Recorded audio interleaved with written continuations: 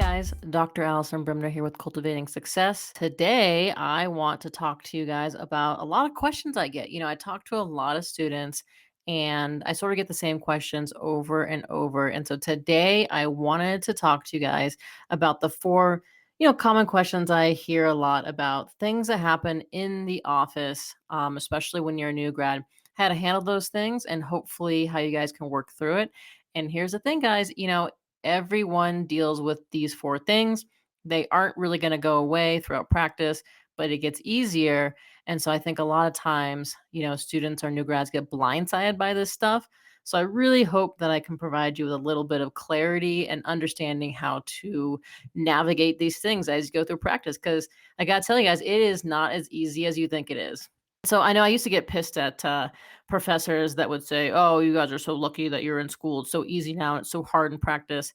And so it's sort of true. So like I school was hard for me, not academically, but just to like physically have to be in a place for a long period of time and a lot of waste of time. That makes me kind of irritated. So I think practice is easier than school. But that's because I really want to have control and freedom. So like I like the business side of it. I like practice. So don't get me wrong, it's not harder. It's just a different type of hard that you guys, you don't really know because it really is very hard to understand what it's like. I had Luca was visiting me and he was like, why don't they have like a combine? Not if you follow sports, you know what that is, but basically what they do is in professional sports, they invite the best college athletes or maybe just been out of college and they get them in when they call a combine, which is where you just play and do drills. And then from there, they figure out, hey, can these kids actually make it in the pro leagues?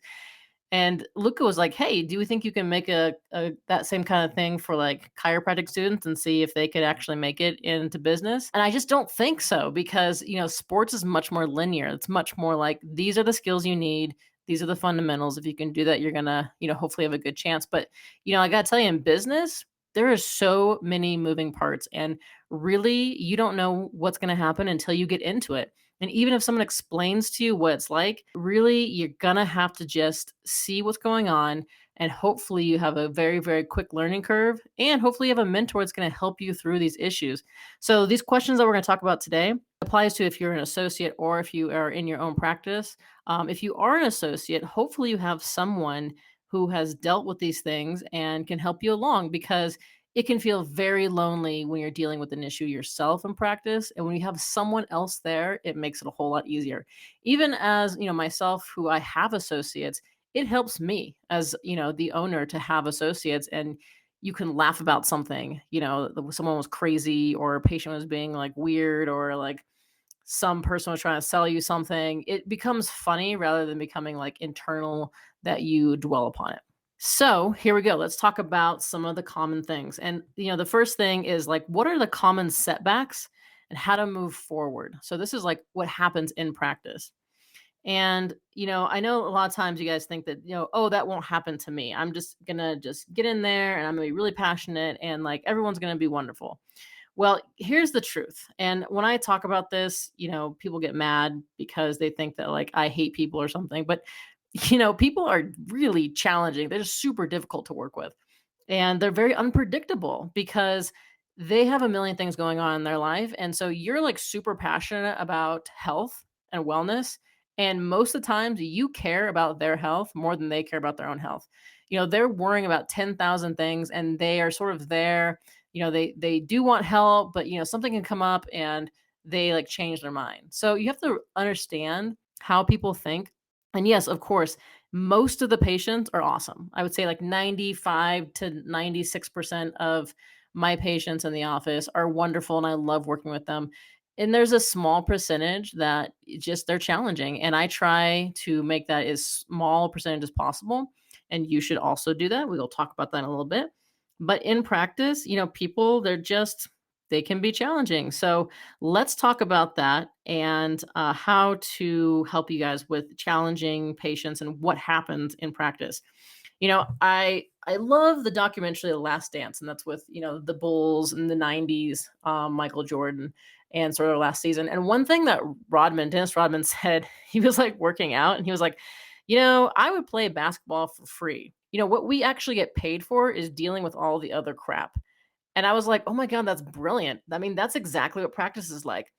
I would do chiropractic for free. What you're paying me for is all the other bullshit, like all the other stuff that you have to take care of.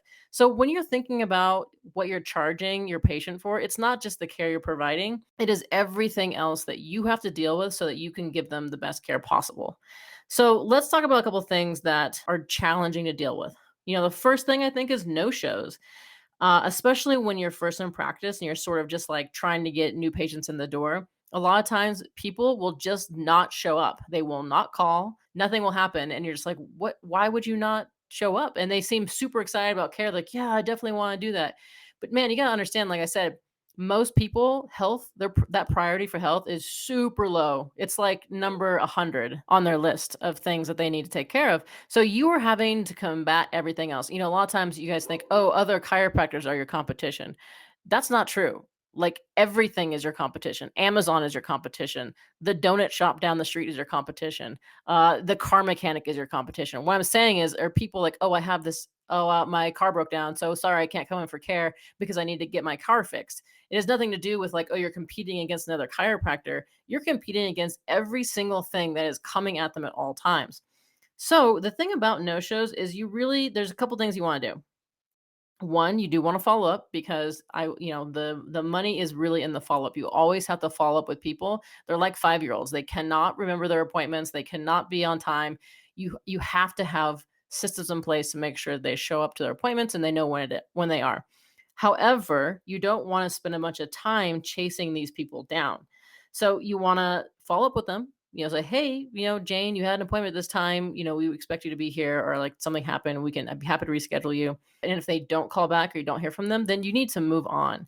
I always like to talk about, you want to not chase, you want to replace, because you're spending energy on this person who maybe doesn't really want to come in, they're not ready. So just replace them with someone who wants to come in, who wants, health is a little more higher on their priority list.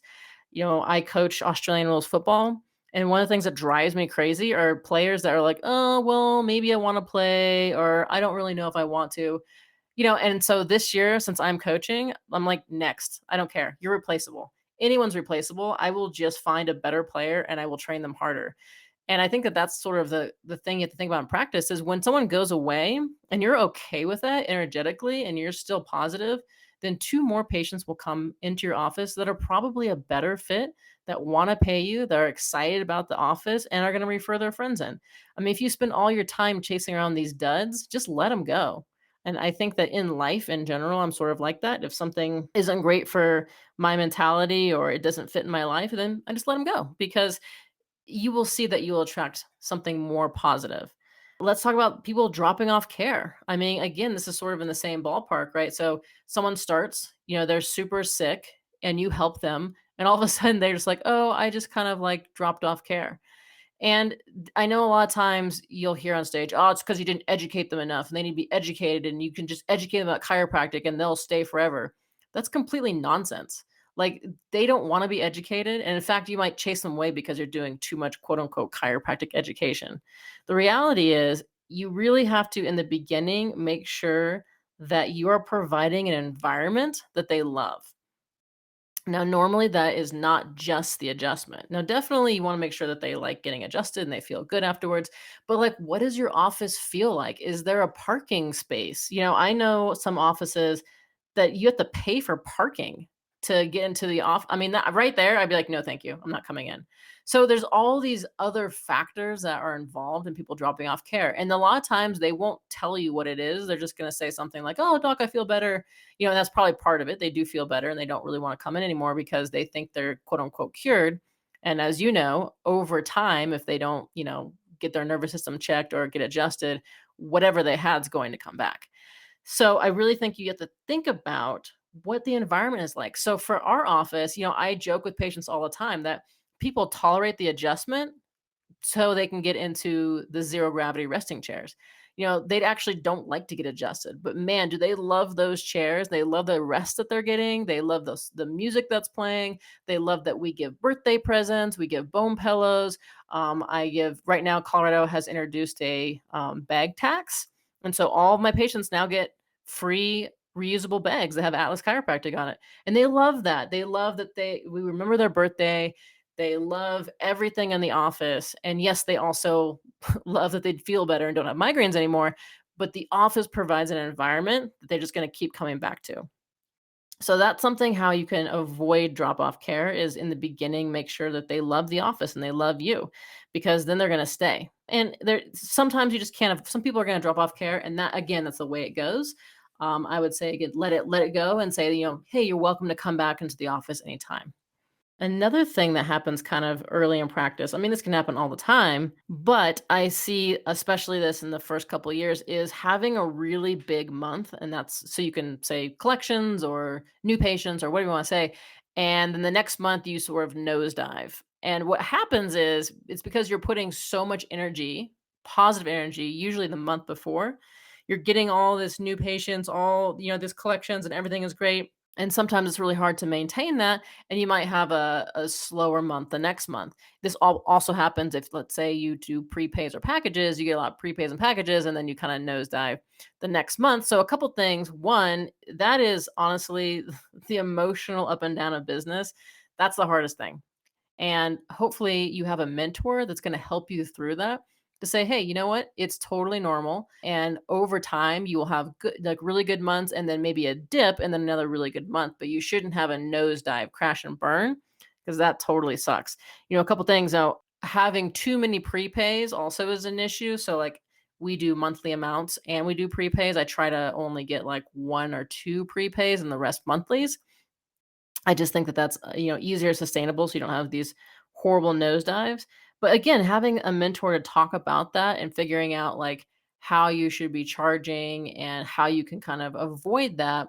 But really at the end of the day, some of it is just a, mental toughness of it's going to be okay. You maybe had a dip, but you just turn around and your next month will be good. And it's really totally subjective of like we decided in a month, we're like figuring out what the collections are, but over time, it should really be, how you're doing over like a 6 month period or a quarter month period and month to month. I mean, I like to do month to month because I think it's easier to like look at my statistics that way, but it's not the end of the world. But it does happen, and you really just gotta kind of shake it off, and you will get better at that over time. And the last thing that happens a lot is burnout. So again, this happens from when you're early in practice or we've been in practice for a long time. And burnout is real. And I think what happens is, I talked about in the last podcast is the difference between a hustle and a grind.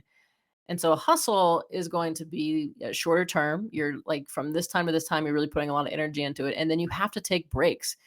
You should be doing sprints, not marathons.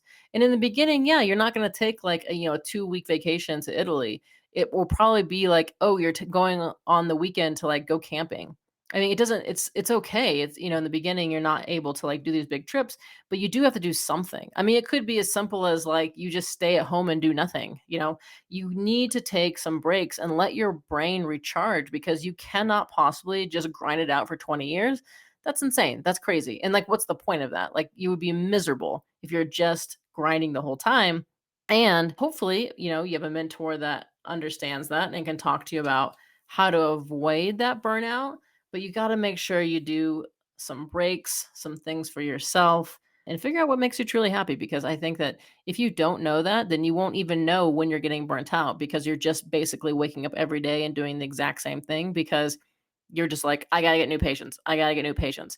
But if you have no idea why you want to make money and why you want to be successful, if you don't know what makes you truly happy, then you're just going to be on this hamster wheel for the rest of your life. So I would highly recommend right now, when you're young, figuring out what makes you happy, what makes you want to live life. Super important for you guys.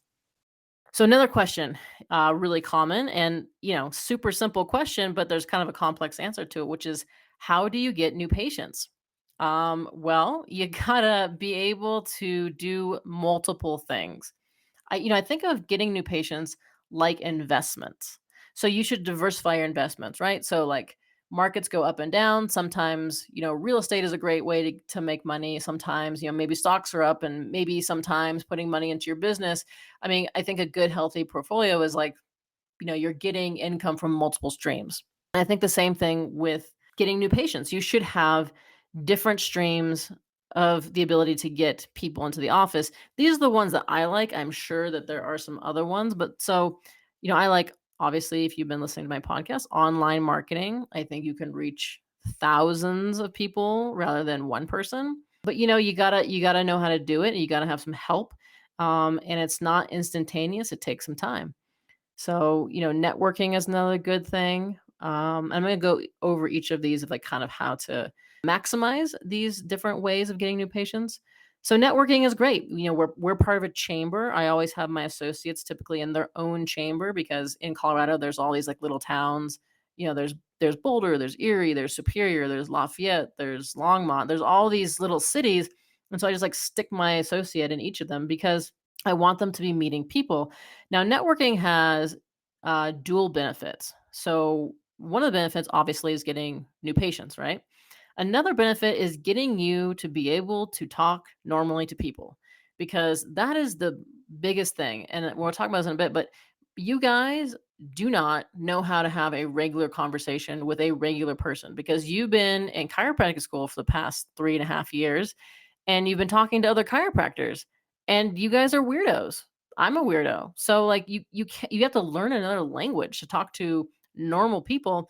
And guess what? Networking is the best way to do that because you're talking to a bunch of non-chiropractors, so just regular people. And so you get practice. So every single time you go to a networking event, maybe you don't get a new patient, but you get more and more practice of how to talk to normal people and how to make yourself look likable and that you're trustworthy because that is the biggest thing that we have to overcome being chiropractors is the general public does not trust chiropractors. So they think it's weird. They think you're a voodoo doctor. Or they have really no opinion. So your job is going to have to be to represent chiropractic in a way that's not weird and, not voodoo magic.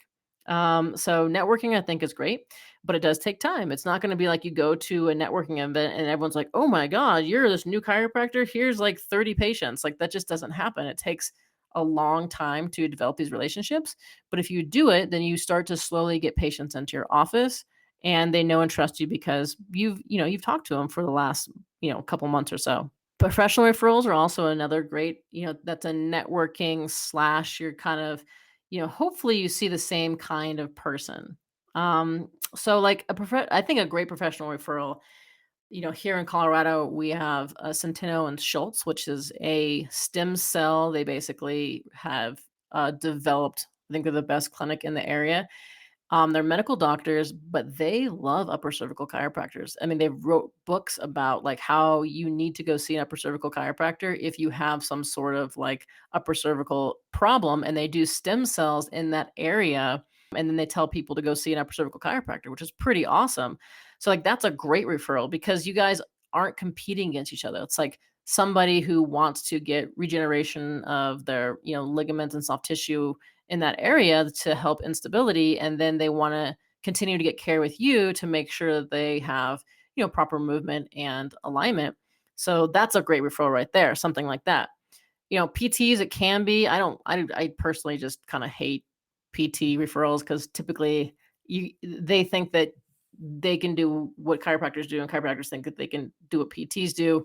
But I'm not saying that you couldn't find a good referral source. Like I actually have a PT that does dry needling. And so I send people over for dry needling. So you got to think of, you want someone who is a professional, typically some sort of medical professional, I would say. It doesn't have to be. It could be like a spa as well, some place that's like, hey, you go here and you get nice relaxation.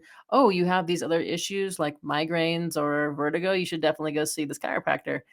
So that's a good professional referral.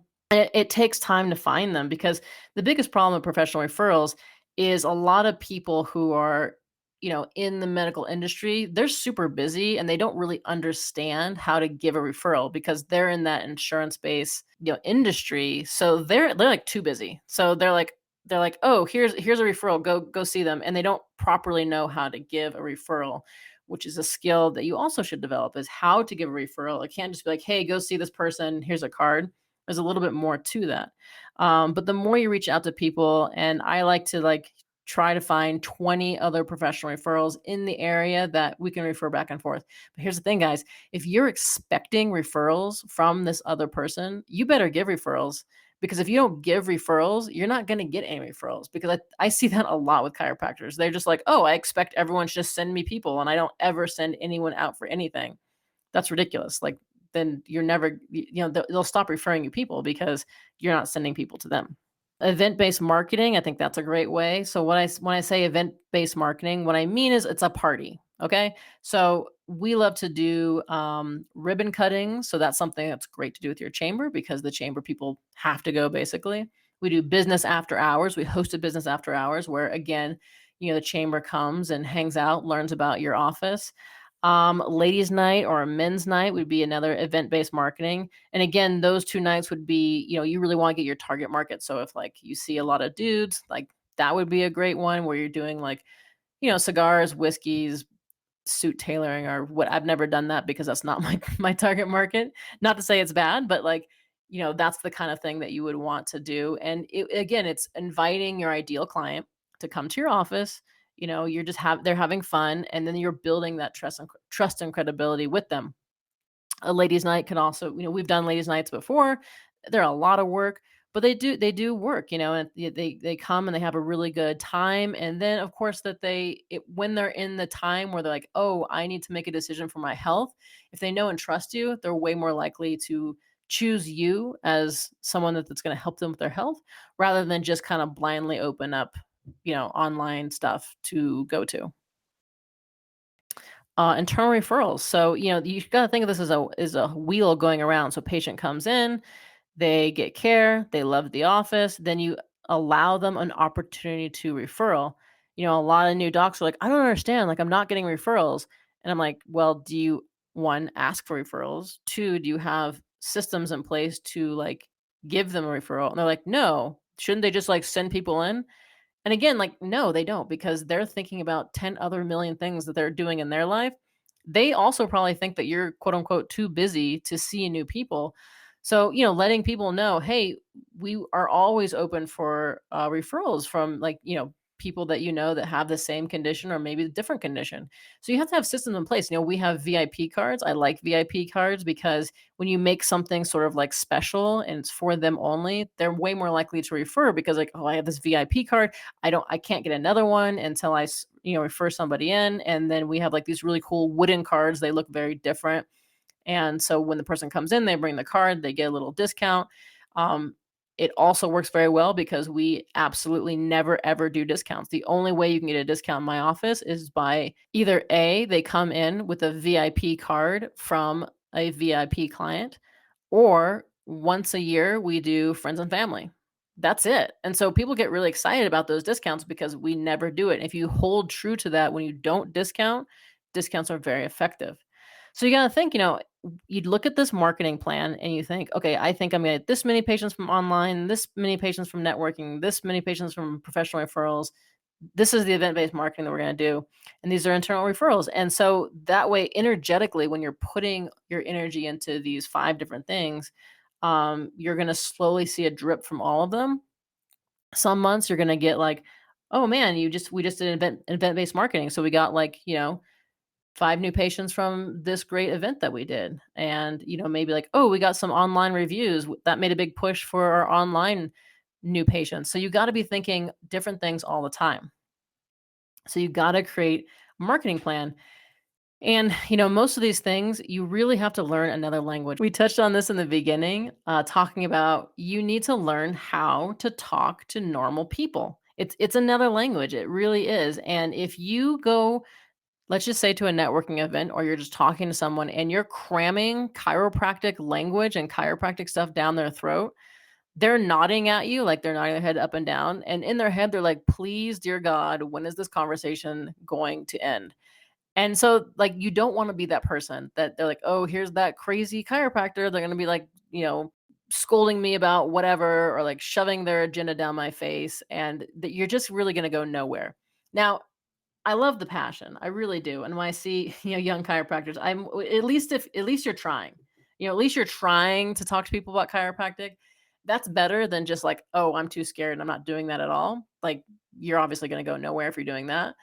But man, if you can really kind of hone the skill of talking to people, you're going to go very far. And that's the reason why people get really upset. But like someone who's very charismatic, but like maybe is not a great chiropractor, is still very successful. Why? Because they understand how to talk to people. And quite frankly, most normal people have no idea what a good adjustment is and is not a good adjustment. And chiropractic is so powerful and so amazing that even people who are not great adjusters still can get pretty good results. Now, please don't take that as you should be a terrible adjuster or not work on your art. You absolutely should. You should be the best that you possibly can be. I'm just telling you that the part of communication is so, so important. And it is also a skill that you need to work on. If you don't want to work on it and you refuse to work on it, I'm sorry, you're going to crash and burn. I don't care how good of a adjust you are. You will crash and burn if you cannot learn to talk to people. Now, I like to talk about, what getting patients is at the end of the day. If you can sum it up in a simple analogy, getting a new patient is like walking into a bar and picking up a girl. That is the skill. A lot of people get upset with that, like, ugh, they don't like that. And well, I can't think of a better analogy. And I actually got this from Dan Murphy when it was like my last quarter. And Dan Murphy was talking about how the people that he's most concerned about is the valedictorian. He's like, whoever has the highest grades in here, you are going to probably struggle in practice because you focus so much on academics that you have not focused on the communication skill. He was like, "Whoever is, like, missing right now, who is at the bar across the street, yeah, that guy, he's gonna do fine because he knows how to talk to people. He knows how to, like he's not afraid to talk to a stranger." Now, am I saying you should go to a bar and try to pick up girls? That's not necessarily what I'm saying. I'm just saying that you have to be comfortable talking to a lot of different kinds of people. You have to be confident when you talk to them. You have to not be like desperate like that. That's what happens a lot of times with young with young chiropractors. They're like desperate to get a patient, and that comes across.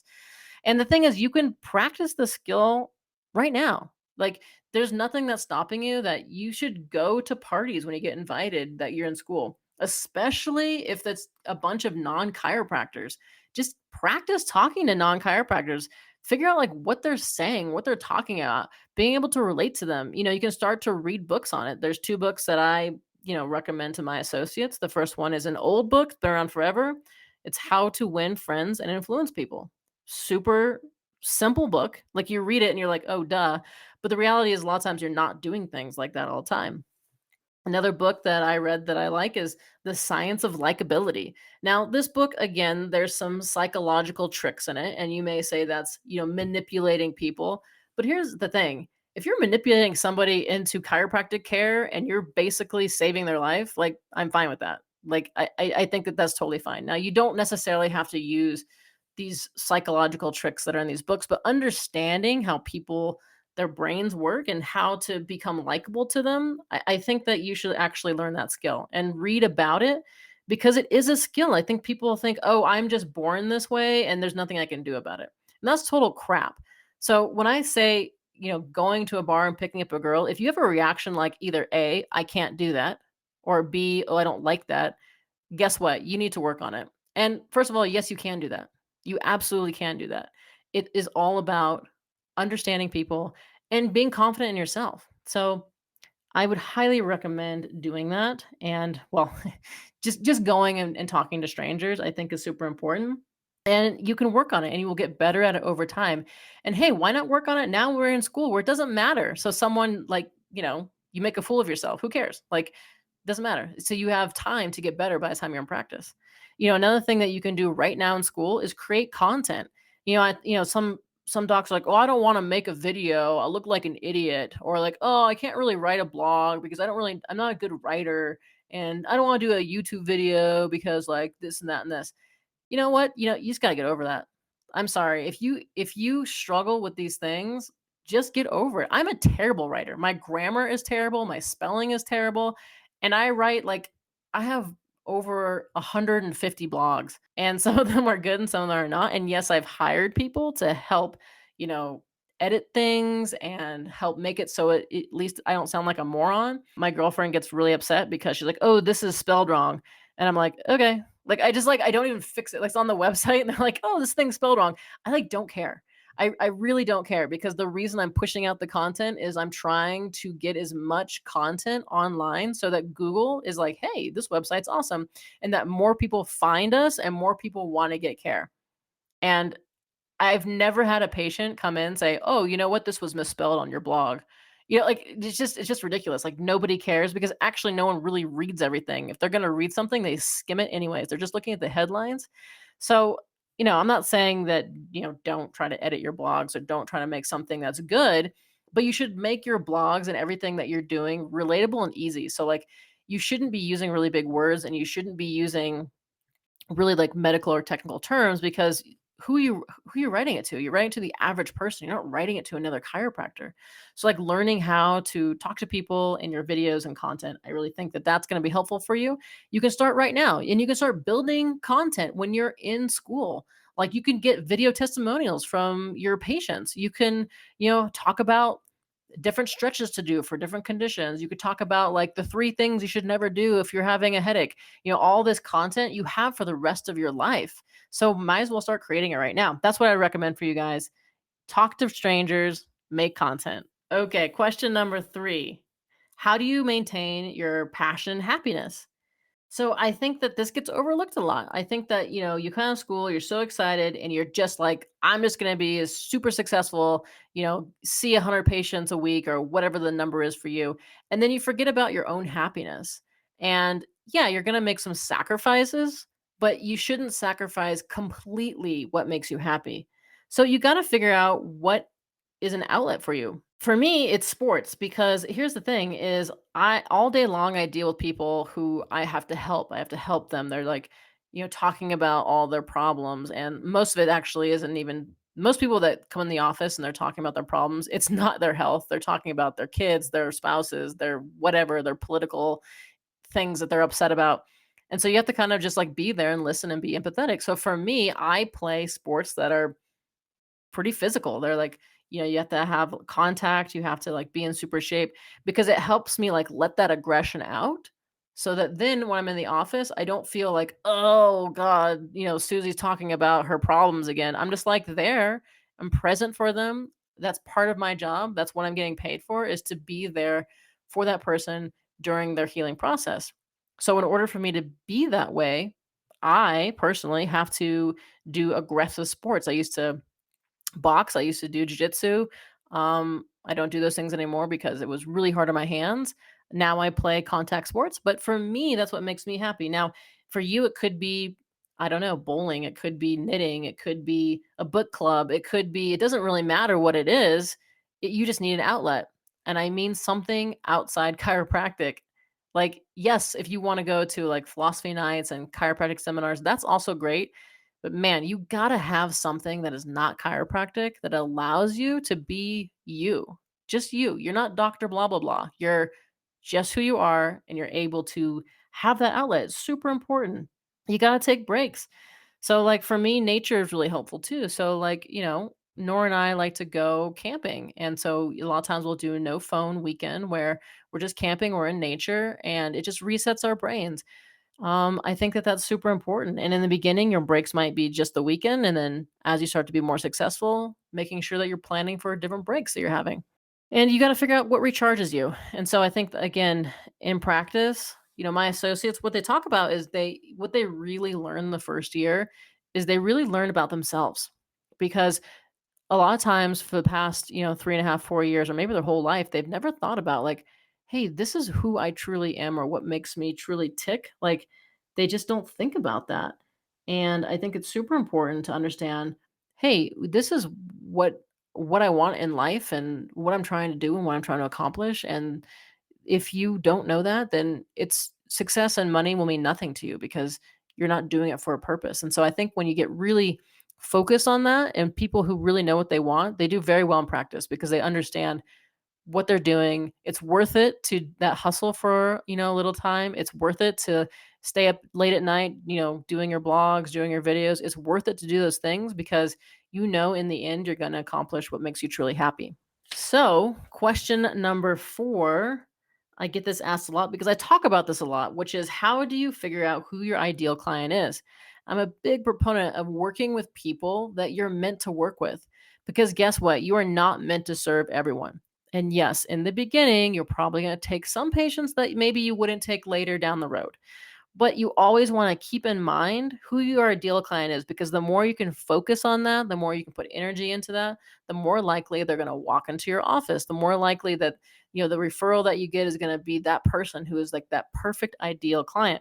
And you have to think about who do you do your best work with? Book Yourself Solid is the very first book that I make my associates read and go through. I recommend it for you. It was recommended to me when I was younger, and it really, really helped. And they talk about who you do your best work with. Now, don't confuse that with like who you want to hang out with, because my ideal client, I would not in a million years want to go like have a beer with them. I personally would not want to hang out with them. But in the office, it is the absolute perfect relationship that I have.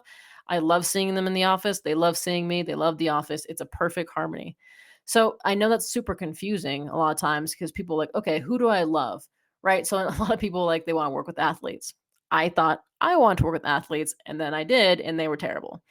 And I'm a terrible patient. I'm impatient. I don't want to be on a care plan. I want it fixed right away. I'm going to go out on the field and go mess it up again. So what I found is I personally don't like working with that kind of person, but it took some time. Another ideal client that I thought would be great would be like strong businesswomen. Strong businesswomen have zero time. They have zero time. They don't want to come in. They're not compliant. Um, Again, they kind of want a quick fix so they can go out and like do whatever they're doing. So that took some time for me to figure out that their schedules are not flexible, and I have limited patient hours. I'm only there Monday, Tuesdays, and Thursdays. Someone who's super busy, they can't come in during those times. It just doesn't work. So I had to get rid of that ideal client. And I think that you need to understand the first step is understanding yourself, understanding your strengths, understanding how you view the world. Because when you can understand yourself, then you can understand how you can be helpful to a certain demographic or population. The Enneagram test, really big proponent of that. I'm an 8, which is the challenger. I also read the book The Big Leap and figuring out your zone of genius. Now, these two things together really helps for me. I understand why the ideal client is who it is because I have found that my zone of genius, which we talk about in The Big Leap, is getting the most potential out of people. That's what I do with my patients. That's what I do when I coach. That's what I do with my associates. I can figure out how to motivate people and get the potential out of them. Now, when you think about your ideal client, a lot of times it's like dating. You got to think about your absolute no's. So for me, my absolute no's are people who don't show up, people who don't pay, and people who try to negotiate. Either that's the price or on care. Like that is an absolute no. If you try to do one of those three things, I will not take you on as a patient. Now, again, I've been in practice for 15 years. I can be a lot more selective with my patients. But again, you should always think about getting to that point, right? So when you're at that point where you can absolutely say, yes, this new patient is going to be great, or no, this patient is not going to be great. And so for me, we do pre-screen phone calls. So if someone's on the phone, I can pretty easily pick out like this person is gonna be an ideal client or this person is not. And if they're not, I just refer them to another office. I refer patients to Nora all the time. She's in Westminster, which is not that far from Boulder. A lot of times people will call from like Broomfield, which is right smack in the middle between those two towns. If I think that they're difficult, so Nora is just a nicer person than I am. She can handle a lot more whininess than I can. So if someone is like, oh, I don't like this person's personality, she can handle them and it's not a big deal for her. Now, there have been some patients where I'm like, I don't think this is going to work for either of us. Like, you're just way too challenging. And so I think people, like, they're, oh, you need to take care of everyone. And no, I don't. Like, I'm going to take care of the people who I get to my office. I look at my schedule and I'm like super stoked. All these people are amazing. I can't wait to help them. They love being in the office. I love helping them. And we're both happy because your happiness is going to prevent burnout. It's going to make it so that you're more successful and it's going to make these people refer, right? They love you. They love the office. So that's the easy referral. They're like, oh man, I love Dr. Jane because she does this, this, and that. And so I know my friend Sarah is going to also love Dr. Jane. So I think the ideal client, it's super important. You're always sort of, trial and error, figuring out who you're supposed to do your best work with. And you will know it when it comes against like dating. It's like finding that perfect person. You're like, oh, I've been waiting for you all these years. And that's your ideal client. You've been waiting for them. They come in, you love them. It's a great relationship and you mutually benefit each other. That's how you know when it's the right fit. So those are the 4 questions for today, guys. I hope that that was helpful. And here's the thing, you got to find some mentors that are going to help you through it because they have dealt with all these things before. They've been there before. They can help you through it and help you understand that it's a process. You're not just going to all of a sudden overcome all these things. You're dealing with people, you're dealing with business. It's something that's going to be up and down. But if you have good mentors, they will help you through this and make you successful. So that's all I got today. Cultivating Success. We release episodes on the first and third Monday of the month. Go ahead and just, email me or find me on Instagram. I'm happy to answer any of your questions. Very available. Thanks, guys. See you later.